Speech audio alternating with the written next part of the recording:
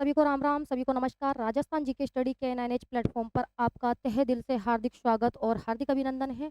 आशा और उम्मीद है कि आप सभी अच्छे होंगे, मस्त होंगे और आपकी तैयारी में लगातार व्यस्त होंगे। और आज का महत्वपूर्ण टॉपिक रहने वाला है कृषि विभाग के अनुसार मिट्टियों का वर्गीकरण। ठीक है, तो यहाँ पर से भी एग्जाम में है जो कि क्वेश्चन है पूछे जा सकते हैं।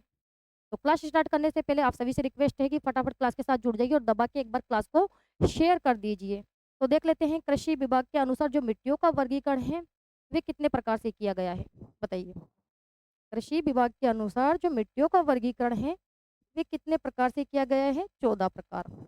14 प्रकार की क्या बताई है? मिट्टियाँ। ठीक है, प्रकार बताइए कौन कौन से प्रकार हैं मिट्टियों के। रेविना, देख लेते हैं प्रकार। रेवेरिना मृदा, ठीक है, या फिर साइरोजेक्स, साइरोजेक्स मृदा दूसरे नंबर पर। इसके अलावा जिप्सी फेरस मृदा, कौन सी मृदा? जिप्सी फेरस मृदा, या फिर पर्वतीय मृदा, पर्वतीय पर्वतीय मृदा। इसके अलावा लाल लोमी मृदा, कौन सी मिट्टी? लाल लोमी, लाल लोमी मृदा। इसके अलावा मध्यम काली मिट्टी, कौन सी? मध्यम घेरी काली मिट्टी, घेरी काली मृदा। इसके अलावा मरुस्थलीय मृदा, कौन सी मृदा? मरुस्थलीय मृदा, देख लेते हैं। मरुस्थलीय मृदा, ठीक है। इसके अलावा बालू का स्तूप मृदा, कौन सी? बालू का स्तूप मृदा। इसके अलावा कैल्सी ब्राउन मृदा, कौन सी मृदा? कैल्सी ब्राउन मृदा, या फिर नवीन जलोढ़ मृदा, कौन सी? नवीन जलोढ़ मृदा। इसके अलावा और बताइए। पीली भूरी मिट्टी, कौन सी? पीली भूरी, पीली भूरी मृदा, पीली भूरी मृदा, या फिर नवीन भूरी मृदा, नवीन भूरी मृदा। इसके अलावा और प्रकार बताइए। दो प्रकार और बच रहे हैं। ग्रे ब्राउन जलोढ़ मृदा, जलोढ़ मृदा, ठीक है। और इसके अलावा है ग्रे ब्राउन जलोढ़। इसके अलावा पूछा जा सकता है गेर। एक एक और बच रही है, गेर चूना युक्त, कौन सी? गेर चूना युक्त मृदा। अब ये तो है मिट्टी के प्रकार। और यहाँ से क्वेश्चन बनकर आ सकता है कि ये जो मिट्टी है ये कहाँ पर पाई जाती है, कौन कौन से जिलों में पाई जाती है। 14 प्रकार है मिट्टी के, किसके अनुसार है? कृषि विभाग के अनुसार। ठीक है, क्वेश्चन अगर बनकर आ जाए आपके सामने कि कृषि विभाग के अनुसार जो मिट्टियों का वर्गीकरण है वे कितने प्रकार से किया गया है? 14 प्रकार से। ये 14 प्रकार हैं।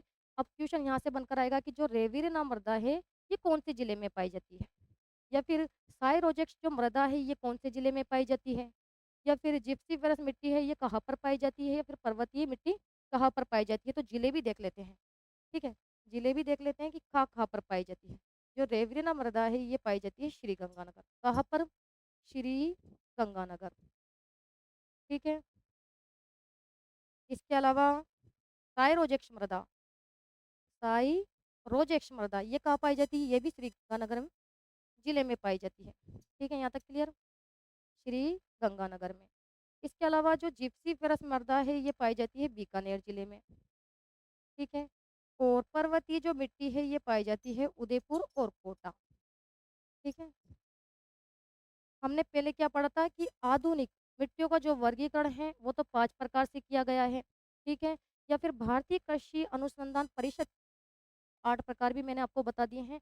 और अब यहाँ पर हम पढ़ रहे हैं कृषि विभाग के अनुसार मिट्टियों का जो वर्गीकरण है फिर 14 प्रकार से किया है। ठीक है, तो देख लेते हैं। इसके अलावा लाल लोमी मिट्टी, बताइए ये जो लाल लोमी मिट्टी है ये कहाँ पाई जाती है? तो लाल लोमी मिट्टी पाई जाती है डूंगरपुर। कहाँ पर? कौन कौन से जिलों में? डूंगरपुर, इसके अलावा बांसवाड़ा, उदयपुर और प्रतापगढ़। कहाँ पर? प्रतापगढ़। इन जिलों में कौन सी मिट्टी पाई जाती है? लाल लोमी मिट्टी। यहाँ तक क्लियर? इसके अलावा मध्यम गहरी काली जो मृदा है ये पाई जाती है हाड़ौती क्षेत्र में।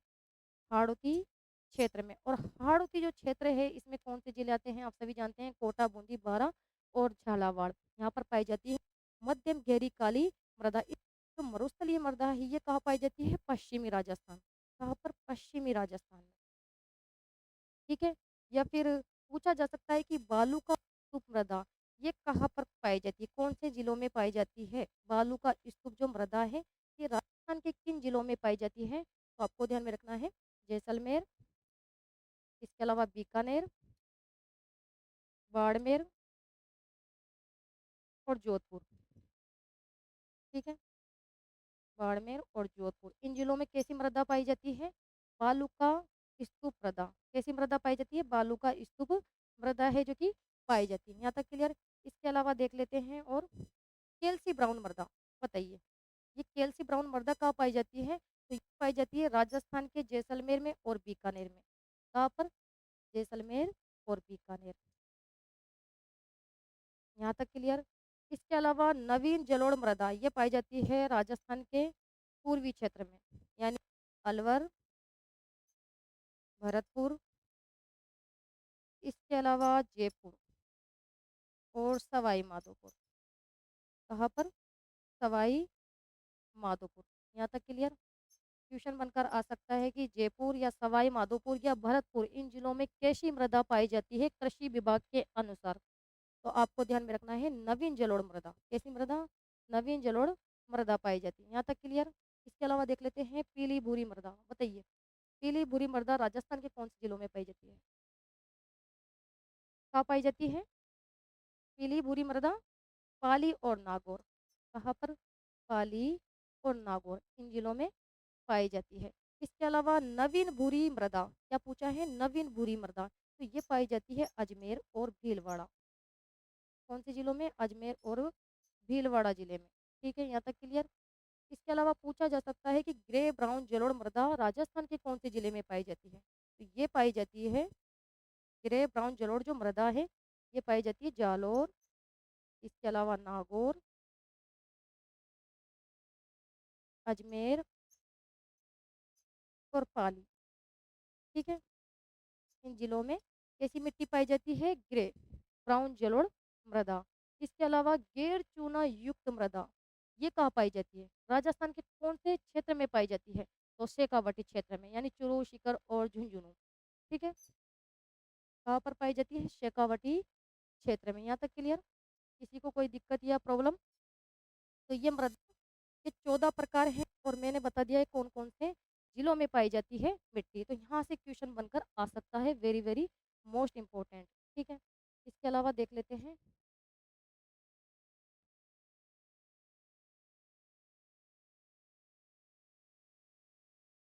कि मिट्टी का जो अध्ययन है, बताइए मिट्टी का जो अध्ययन है ये क्या कहलाता है? क्वेश्चन बनकर आ सकता है कि मिट्टी के अध्ययन को क्या कहा जाता है? तो क्या कहा जाता है? पेडोलॉजी। क्या कहा जाता है? पेडोलॉजी कहा जाता है। क्वेश्चन बनकर आ जाए कि मिट्टी का अध्ययन क्या कहलाता है? तो पेडोलॉजी। ठीक है। या फिर मृदा शब्द की उत्पत्ति किस शब्द से हुई है? तो शोलम। कौन से शब्द से हुई है? ये शोलम शब्द से हुई है। मृदा जो शब्द है इसकी उत्पत्ति हुई है शोलम शब्द से। और जो ये शोलम शब्द है ये किस भाषा का शब्द है? लेटिन भाषा का। लेटिन भाषा का शब्द है ये। ठीक है। यहाँ तक क्लियर? क्वेश्चन बनकर आ सकता है कि जो मृदा शब्द है इसकी उत्पत्ति कौन से शब्द से हुई है? तो शोलम। और शोलम किस शब्द का अर्थ है? तो ये लेटिन भाषा का शब्द है। ठीक है। या फिर मृदा परीक्षण प्रयोगशाला। बताइए मृदा जो परीक्षण प्रयोगशाला है ये कहाँ पर है? फटाफट आंसर दीजिए। मृदा परीक्षण प्रयोगशाला कहाँ पर है? मृदा परीक्षण प्रयोगशाला कहाँ पर है? कहाँ पर है? जोधपुर। देख लेते हैं पहले। मृदा जो परीक्षण प्रयोगशाला है यह है जोधपुर। कहाँ पर? जोधपुर में है, जिसकी स्थापना की गई थी 1958 में। ठीक है। और दूसरे नंबर पर है जयपुर। ठीक है। इसके अलावा मृदा दिवस कब मनाया जाता है? क्वेश्चन बनकर आ सकता है कि मृदा दिवस कब मनाया जाता है? तो ये मनाया जाता है 5 दिसंबर को। यहाँ तक क्लियर? ठीक है, तो सामान्य सी जानकारी कि मृदा दिवस कब मनाया जाता है 5 दिसंबर को, या फिर मृदा परीक्षण प्रयोगशाला कहाँ पर है? तो जोधपुर और जयपुर में है। ठीक है, यहाँ तक क्लियर? इसके अलावा देख लेते हैं मिट्टी का पीएच मान। मिट्टी का जो पीएच मान है, अगर वो 7 से अधिक है, तो ऐसी मिट्टी क्या कहलाती है? अगर मैं यहाँ पर लिख दूँ कि जो मिट्टी का पीएच मान 7 से अधिक है, 7 से अधिक है, तो वो कौन-सी मिट्टी कहलाती है? या पूछा जा दूसरे नंबर पर आपसे, यदि मिट्टी का पीएच मान 7 से कम है, किससे? 7 से कम है, तो ऐसी मिट्टियाँ क्या कहलाती है? ठीक है? या फिर पूछा जा सकता है कि मिट्टी का पीएच मान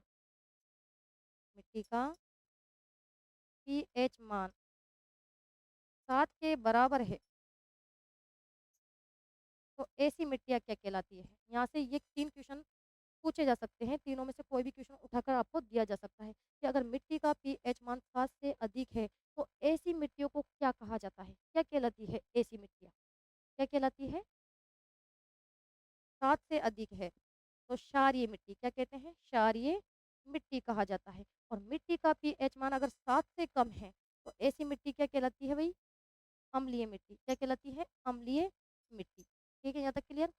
कि मिट्टी का पीएच मान अगर 7 से कम है, तो ऐसी मिट्टी कहलाती है अम्लीय मिट्टी। ठीक है? या फिर मिट्टी का पीएच मान 7 के बराबर है। किसके बराबर है? 7 के बराबर है, तो ऐसी मिट्टियाँ क्या कहलाती है? क्या कहते हैं ऐसी मिट्टी को? उदासीन मृदा, उदासीन या फिर उपजाऊ मृदा। कैसी मृदा? उपजाऊ मृदा कहा जाता है। यहाँ तक क्लियर? समझ में आया? कि अगर मिट्टी का जो मान है, कि जो मिट्टी का पीएच मान है, वो अगर 7 से अधिक है, तो ऐसी मिट्टी कहलाती है क्षारीय मिट्टी। और मिट्टी का पीएच मान अगर 7 से कम है, तो ऐसी मिट्टी कहलाती है अम्लीय मिट्टी। और मिट्टी का पीएच मान अगर 7 के बराबर है, तो ऐसी मिट्टियाँ क्या कहलाती है? उदासीन या उपजाऊ मृदा कहलाती है। यहाँ तक क्लियर? इसके अलावा देख लेते हैं और कहाँ से क्वेश्चन पूछे जा सकते हैं। मिट्टी से संबंधित समस्या। तो सबसे पहले मिट्टी से संबंधित समस्या कौन सी है? मृदा अपरदन। और मृदा अपरदन क्या है, मुझे बताइए आप। ये जो मृदा अपरदन है, ये क्या है? किसे कहते हैं मृदा अपरदन? क्या है? बताइए, आप में से कोई बता सकता है ये मृदा अपरदन क्या होता है? यानी मिट्टी का कटाव, या फिर मिट्टी का एक स्थान से दूसरे स्थान पर स्थानांतरित हो जाना, उसे कहते हैं मृदा अपरदन। यानी इसे कह सकते हैं साधारण भाषा में मिट्टी का कटाव। इसे कह सकते हैं मिट्टी का कटाव होना। ये याद रख लीजिए आप, मिट्टी का कटाव होना कहते हैं मृदा अपरदन। ठीक है, और इसे कहा जाता है किसान की रेंगती हुई मृत्यु। यहाँ से भी कई बार क्वेश्चन पूछा जाता है कि किसान की रेंगती हुई मृत्यु किसे कहा जाता है? तो मृदा अपरदन को। और कृषि का सर्वाधिक क्षय रोग है ये। कृषि का सर्वाधिक क्षय रोग, यानी कृषि का इसमें क्या होता है? क्षय होता है। सर्वाधिक क्षय रोग माना गया है। और मिट्टी का जो सर्वाधिक अपरदन है, वे किससे होता है?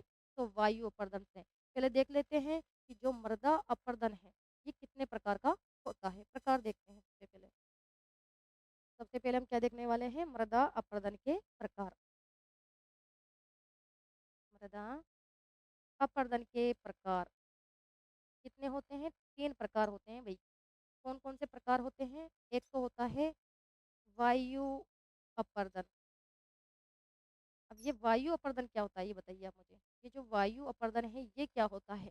यानी वायु से मिट्टी का कटाव होना, उसे कहते हैं वायु अपर्दन। ठीक है, यानी वायु से, हवा से जो मिट्टी का कटाव होता है, उसे कहा जाता है वायु अपर्दन। तो देख लेते हैं। वायु से, साधारण सी भाषा में लिख देती हूँ, वायु से मिट्टी का कटाव होना। क्या होना? कटाव होना। और वायु से जो सर्वाधिक मिट्टी का कटाव होता है, सर्वाधिक कहाँ पर होता है? जैसलमेर में। ट्यूशन बनकर आ सकता है।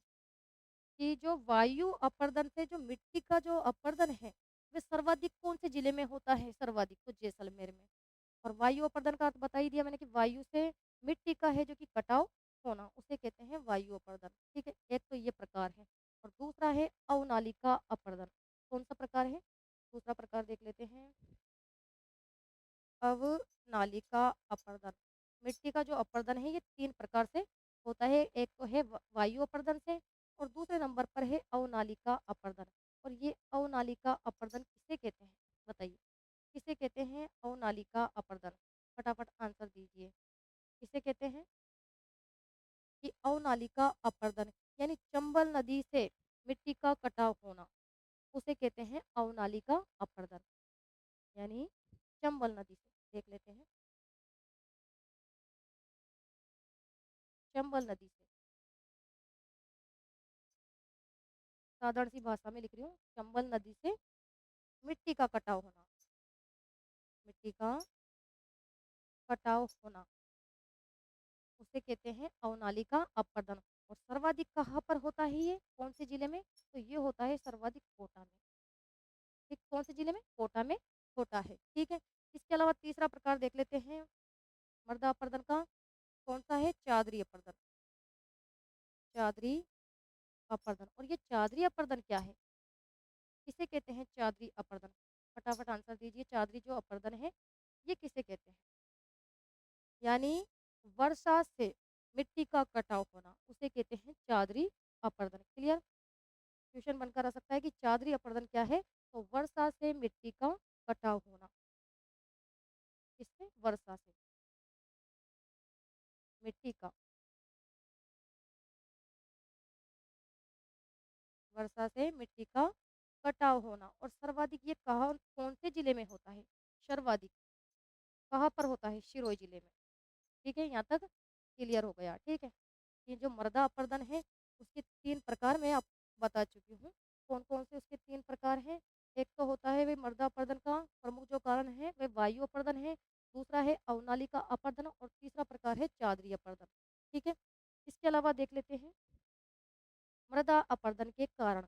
यहाँ पर कारण भी पूछे जा सकते हैं कि मृदा अपरदन के क्या क्या कारण हो सकते हैं, तो देखते हैं। मृदा अपरदन का पहला जो कारण है वनों की कटाई। क्या माना गया है? वनों की कटाई, वनों की कटाई। ठीक है, दूसरा कारण बताइए। पशु चराई, सर्वाधिक पशु चराई। ठीक है, दूसरा कारण माना गया है कि सर्वाधिक पशु चारण। पशु चराई भी बोल सकते हैं या सर्वाधिक पशु चारण, ये भी मृदा अपरदन का प्रमुख कारण माना गया है। इसके अलावा तेज आंधियाँ, मृदा अपरदन का तीसरा कारण है तेज आंधियाँ। इसके अलावा और बताइए चौथा कारण। बाढ़, बाढ़ के कारण भी मिट्टी का क्या होता है? अपरदन होता है। इसके अलावा भूस्खलन, भूस्खलन ये भी इसका कारण माना गया है। या फिर बढ़ता हुआ शहरीकरण, क्या है कि बढ़ता हुआ शहरीकरण भी मृदा अपरदन का प्रमुख कारण है। बढ़ता हुआ शहरीकरण, ये भी क्या है? मिट्टी अपरदन का प्रमुख कारण है। इसके अलावा आदिवासी कृषि, आदिवासी कृषि। ठीक है, ये क्या पूछे गए हैं कि मृदा अपरदन के क्या बता रही हूँ मैं आपको कारण, क्या कारण है मृदा अपरदन होने का? यानी वनों की कटाई है, या फिर सर्वाधिक पशुचारण के कारण भी मिट्टी का अपरदन होता है, तेज आंधियां चलने के कारण भी मिट्टी का कटाव होता है, या फिर बाढ़ के कारण भी मिट्टी का कटाव होता है, या फिर भूस्खलन। ठीक है, या फिर बढ़ता हुआ शहरीकरण भी मिट्टी के अपरदन का प्रमुख कारण माना गया है, या फिर आदिवासी कृषि ये भी मृदा अपरदन का प्रमुख कारण माना गया है। अब इसे रोकने के उपाय भी देख लेते हैं कि मृदा जो अपरदन है, मृदा अपरदन के उपाय, यानी मृदा अपरदन को रोकने के उपाय। ठीक है, मृदा अपरदन को रोकने के उपाय हैं। क्या है? रोकने के उपाय। ठीक है, क्या क्या किए जा सकते हैं कि अधिक से अधिक वृक्षारोपण। मिट्टी के अपरदन को रोकने के लिए क्या किया जा सकता है? अधिक से अधिक, अधिक से अधिक वृक्षारोपण, या फिर खेतों के चारों ओर मेड़बंदी। क्या किया जा सकता है कि खेतों के चारों ओर, खेतों के चारों ओर क्या किया जा सकता है, मेड़बंदी किया जा सकता है। इससे मिट्टी के अपरदन को रोका जा सकता है। या फिर पशु चराई पर नियंत्रण, पशु चराई पर नियंत्रण करके भी रोका जा सकता है। ठीक है। या फिर फसल चक्रीकरण, फसल चक्र अपनाकर, फसल चक्र को अपनाकर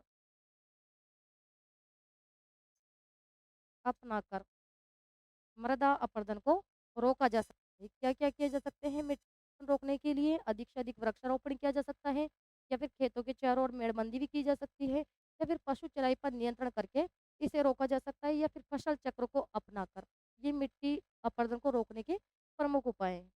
इसके अलावा सेम समस्या, मिट्टी से संबंधित दूसरी समस्या कौन सी है? सेम समस्या। और सेम समस्या किसे कहते हैं? फटाफट आंसर दीजिए। इसको कई बार मैं बता भी चुकी हूँ कि सेम समस्या क्या है, कि सर्वाधिक जल भराव की समस्या। किसे कहते हैं? सर्वाधिक जल भराव की समस्या, सर्वाधिक जल भराव की समस्या कहलाती है सेम समस्या। इससे क्या होता है कि भूमि के ऊपरी परत की जो लवणता है, सॉरी, भूमि के अंदर की जो लवणता है वे ऊपरी परत पर आ जाती है, उसे कहते हैं सेम समस्या। क्या होता है इसमें? भूमि के अंदर की लवणता, भूमि के अंदर की जो लवणता होती है वो भूमि के ऊपरी परत पर आ जाती है, वो भूमि के ऊपरी परत पर आ जाती है, उसे कहते हैं क्या? सेम समस्या। समझ में आया कि सेम समस्या क्या है? सर्वाधिक जल भराव की समस्या है, जिससे भूमि के अंदर की जो लवणता होती है फिर भूमि के ऊपरी परत पर क्या होता है? आ जाती है, उसे कहते हैं सेम समस्या। और सर्वाधिक जो सेम समस्या है वे कौन से जिले में है? सर्वाधिक कहाँ पर है ये समस्या? बताइए सेम की। तो ये है बड़ोपल, हनुमानगढ़, बड़ोपल, हनुमानगढ़। सर्वाधिक इस जिले में ये समस्या है, सेम की समस्या। ठीक है। ये दूसरी समस्या है मिट्टी से संबंधित। इसके अलावा देख लेते हैं मरुस्थल का विस्तार। ये मिट्टी से संबंधित तीसरी समस्या है, मरुस्थल का विस्तार। आप मुझे मरुस्थल का विस्तार किस दिशा की तरफ है? अगर क्वेश्चन बनकर आ जाए कि मरुस्थल का विस्तार कौन सी दिशा के तरफ है, तो क्या करोगे? पूर्व से पश्चिम की ओर है या फिर पश्चिम से पूर्व की ओर है? क्या करने वाले हो? तो पश्चिम से पूर्व की ओर। जो मरुस्थल का विस्तार है, मरुस्थल का विस्तार किस तरफ है भाई? मरुस्थल का विस्तार ये है पश्चिम से पूर्व की ओर, पूर्व की ओर। अगर हम राजस्थान के नक्शे के हिसाब से इसे देखें, तो जो मरुस्थल का विस्तार है वे पश्चिम दिशा से पूर्व की ओर फैला हुआ है। ठीक है, इधर से थोड़ा है।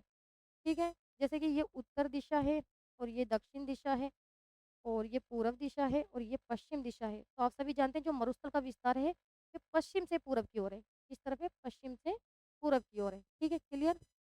तो मरुस्थल का जो विस्तार है वे पश्चिम से पूर्व दिशा की ओर है। और मरुस्थल के जो विस्तार को रोकने के लिए क्या किया जा सकता है? अधिक से अधिक वृक्षारोपण। ठीक है, यानी मरुस्थल का जो विस्तार है इसे रोकने हेतु क्या किया जा सकता है?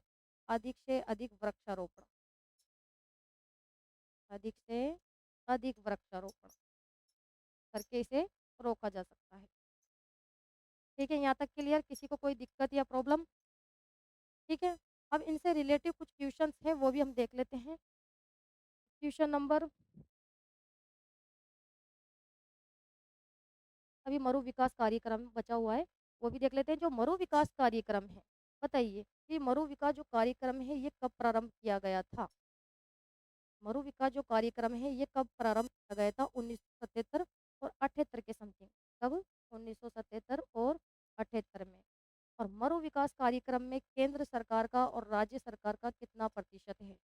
बताइए, केंद्र सरकार और राज्य सरकार कितना कितना प्रतिशत है, मुझे बताइए आप। अगर क्वेश्चन बनकर आ जाए कि जो मरु विकास कार्यक्रम है उसमें केंद्र सरकार का क्या योगदान है या फिर राज्य सरकार का क्या योगदान है, तो क्या करने वाले हो? केंद्र सरकार का इसमें है 75% और राज्य सरकार का इसमें है 25%। ठीक है, यहाँ तक क्लियर। अब देख लेते हैं क्वेश्चन। बताइए क्या पूछा गया है क्वेश्चन नंबर 1 में कि पहाड़ी मृदा राजस्थान में पाई जाती है। कहाँ पर पाई जाती है पहाड़ी मृदा? चार ऑप्शन से अभी बताया था मैंने आपको। जो पहाड़ी मृदा है ये कहाँ पाई जाती है, राजस्थान के कौन से जिले में पाई जाती है? अभी हमने देखा था कृषि विभाग के अनुसार मिट्टियों के 14 प्रकार, और उसमें ये भी आई था पहाड़ी मृदा। और पहाड़ी मृदा या फिर पर्वतीय मिट्टी ये कौन से जिलों में पाई जाती है? तो उदयपुर और कोटा। कौन से जिलों में पाई जाती है? उदयपुर और कोटा। हमारा जो राइट आंसर है वो क्या होगा? उदयपुर और कोटा, बी ऑप्शन। ठीक है, पहाड़ी मृदा या फिर पर्वतीय मिट्टी ये पाई जाती है उदयपुर और कोटा जिलों में। इसके अलावा क्वेश्चन नंबर 2 बताइए कि कृषि विभाग राजस्थान के मृदा वर्गीकरण के अनुसार है जो कि जिप्सीफेरस मृदा पाई जाती है। चार ऑप्शन आपके पास। क्या पूछा है? कृषि विभाग राजस्थान में मृदा वर्गीकरण के अनुसार पूछ रहा है आपसे वो कि जिप्सीफेरस मृदा पाई जाती है कौन से जिले में। चार ऑप्शन है यहाँ पर आपके सामने। जिप्सीफेरस मृदा कहाँ पाई जाती है, कौन से जिले में पाई जाएगी? बीकानेर में। Right answer A option. Bikaner में पाई जाती है कैसी मृदा? जिप्सीफेरस मृदा। ठीक है, जबकि जयपुर में कैसी मिट्टी पाई जाएगी अगर कृषि विभाग के अनुसार आपसे पूछ लिया जाए कि जयपुर जो जिला है इसमें किस प्रकार की मिट्टी पाई जाती है कृषि विभाग के अनुसार, तो आपको करना है नवीन जलोढ़ मृदा। कैसी मिट्टी? नवीन जलोढ़ मृदा। ठीक है, यहाँ तक क्लियर। इसके अलावा कोटा, कोटा में आप सभी जानते हैं मध्यम गहरी काली मिट्टी। कृषि विभाग के अनुसार कैसी मिट्टी पाई जाती है? मध्यम गहरी काली मृदा। यहाँ तक क्लियर। इसके अलावा अजमेर में कैसी मिट्टी पाई जाती है बताइए? अजमेर, अगर कृषि विभाग के अनुसार पूछ लिया जाए कि अजमेर में किस प्रकार की मिट्टी पाई जाती है तो नवीन भूरी मृदा। कैसी मिट्टी पाई जाएगी यहाँ पर? नवीन भूरी मृदा। ठीक है, तो इस प्रकार से आपको ध्यान में रखना होगा। कृषि विभाग के अनुसार मिट्टियों के 14 प्रकार भी याद रखने होंगे।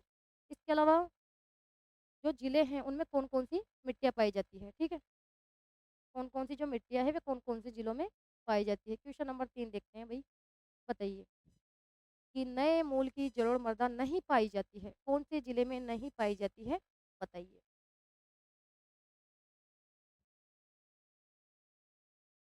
अगर आप चलते रहोगे तो रास्ते खुद पे खुद बनते चले जाएंगे।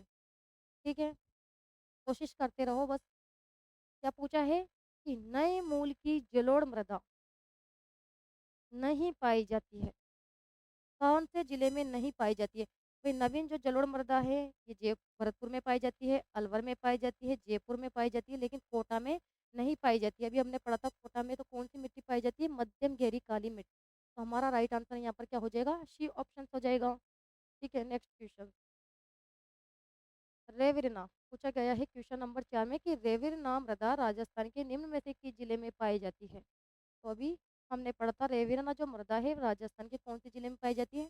श्री गंगानगर में। इसके अलावा श्री गंगानगर जिले में और कौन सी मिट्टी पाई जाती है? शायरोजेक्स मृदा। ठीक है, बीकानेर में जिप्सीफेरस मृदा पाई जाती है। जयपुर में कैसी पाई जाती है? नवीन जलोढ़ मृदा। और कोटा में पाई जाती है मध्यम गहरी काली मृदा। Right answer A option. Question number 5 कि मरु विकास कार्यक्रम कब प्रारंभ किया गया था?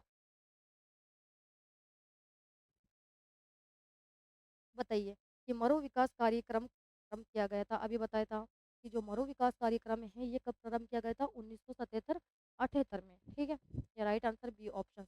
और जो मरु विकास कार्यक्रम में है इसमें केंद्र सरकार का कितना है? 75%। केंद्र सरकार का इसमें है 75% और राज्य सरकार का है इसमें 25% योगदान। ठीक है, ये भी ध्यान में रखना होगा आपको। ठीक है, इसके अलावा और कौन सा क्वेश्चन बच रहा है? Last question, question number 6। क्या पूछा गया है? ध्यानपूर्वक पढ़िएगा कि नवीन भूरी मृदा राजस्थान के किन जिलों में पाई जाती है? ध्यान देने वाली बात यह है कि नवीन भूरी मृदा के बारे में आपसे पूछा जाता है कि नवीन भूरी मृदा राजस्थान के कौन से जिलों में पाई जाती है? चार ऑप्शन से देख लीजिए, फटाफट दीजिए आंसर। कहाँ पाई जाएगी? फिर नागौर और पाली में तो कैसी मिट्टी पाई जाती है? अभी हमने पढ़ा था पीली भूरी मृदा। यहाँ पर तो कैसी मिट्टी पाई जाती है? पीली भूरी मृदा। पीली भूरी मृदा ये पाई जाती है नागौर और पाली में। जैसलमेर और जो बीकानेर है यहाँ पर कैसी मिट्टी पाई जाती है? कैल्सी ब्राउन मृदा। एक एक चीज को क्लियर कर रहे हैं हम यहाँ पर, ठीक है। कैल्सी ब्राउन मृदा ये राजस्थान के जैसलमेर और बीकानेर जिले में पाई जाती है। इसके अलावा अजमेर और भीलवाड़ा, तो नवीन जो भूरी मृदा है वे पाई जाती है अजमेर और भीलवाड़ा इन दोनों जिलों में, ठीक है। इसके अलावा अलवर भरतपुर में कैसी मिट्टी पाई जाती है? नवीन जलोढ़ मृदा, ठीक है। तो ये थे आज के महत्वपूर्ण क्वेश्चन और इम्पोर्टेंट थ्योरी, जहाँ से आपको महत्वपूर्ण फैक्ट्स करवाए जा रहे हैं और यहाँ से क्वेश्चन घूम फिर कर आने वाला है, ठीक है। जो आपको थ्योरी करवाई जा रही है वो कर लीजिए आप कंप्लीट, ठीक है, क्योंकि क्वेश्चन यहाँ से ही घूम फिर कर आएंगे। तो आज के सेशन को यहाँ पर समाप्त करते हैं और नेक्स्ट क्लास में मिलते हैं। तब तक के लिए धन्यवाद। Thank you so much.